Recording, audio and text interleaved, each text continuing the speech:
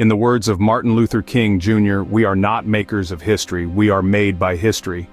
Born in the heart of Atlanta, Georgia in the year 1929, Martin Luther King Jr., the son of a Baptist minister, was destined to become an unforgettable figure in American history.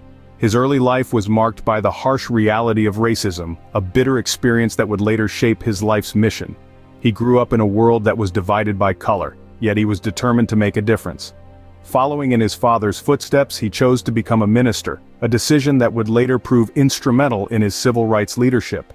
King's thirst for knowledge didn't stop there. He ventured north and earned a doctorate in theology from Boston University, broadening his intellectual horizons and deepening his understanding of social justice. At the tender age of 25, King accepted his first pastorate, the Dexter Avenue Baptist Church in Montgomery, Alabama. In Montgomery, King's life took a turn that would change the course of American history. In the mid-50s, Montgomery was a hotbed of racial tension, and King, a young minister, found himself right in the middle. It all began one cold December evening in 1955, when Rosa Parks, a black seamstress, refused to give up her seat to a white passenger on a city bus. Her arrest sparked outrage in the black community and led to the Montgomery Bus Boycott, a pivotal moment in the civil rights movement.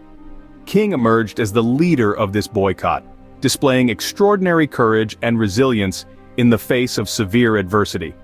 King's leadership during the boycott was marked by his unwavering commitment to nonviolence. This wasn't a random choice. King was deeply influenced by Mahatma Gandhi, the Indian leader who had famously led his country to independence using nonviolent resistance. King believed that only through peaceful means could true equality be achieved, and he brought this philosophy to the forefront of the civil rights struggle. The Montgomery Bus Boycott was a significant success, lasting over a year, and culminating in a Supreme Court ruling that segregation on public buses was unconstitutional. This victory catapulted King into the national spotlight, but he was just getting started. In 1957, King and other civil rights leaders formed the Southern Christian Leadership Conference. Through this organization, King sought to harness the power of the black churches in the South to fight against segregation and discrimination. He continued to advocate for nonviolent resistance, leading protests and marches and delivering powerful speeches that resonated with people across the nation and the world. King's influence was undeniable. His powerful oratory, his unwavering commitment to nonviolence, and his tireless efforts to achieve equality for all, regardless of race, had thrust him into the national consciousness. He was more than a leader. He was a symbol of hope and change, a beacon of light in a time of darkness. King's powerful oratory and steadfast commitment to nonviolence had made him a national figure. He had become the face of a movement, the voice of a people, and a force to be reckoned with in the fight for equal rights. King's "I Have a Dream" speech, delivered at the March on Washington in 1963, remains one of the most famous speeches in history. On the steps of the Lincoln Memorial, King voiced his dream of a future where his children would not be judged by the color of their skin but by the content of their character. He spoke to a nation divided, a nation grappling with the ugly realities of systemic racism and segregation. Yet it was more than a speech. It was a call to action, a plea for justice, a vision of a world where all men and women are created equal. This was not just King's dream, but America's dream, a dream rooted in the promise of the American Constitution and the Declaration of Independence. 5 years later, in 1968, King's life was tragically cut short by an assassin's bullet.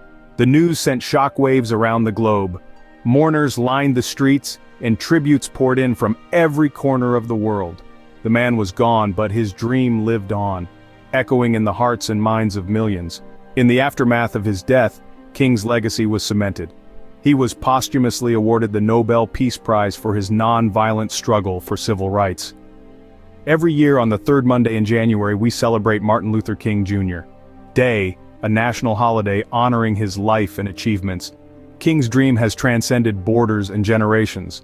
His words have inspired activists, leaders, and ordinary people to stand up for justice, equality, and peace. His teachings are as relevant today as they were over half a century ago. In the enduring words of Martin Luther King Jr., "The time is always right to do what is right." His legacy lives on, inspiring generations to strive for a world of equality, justice, and peace.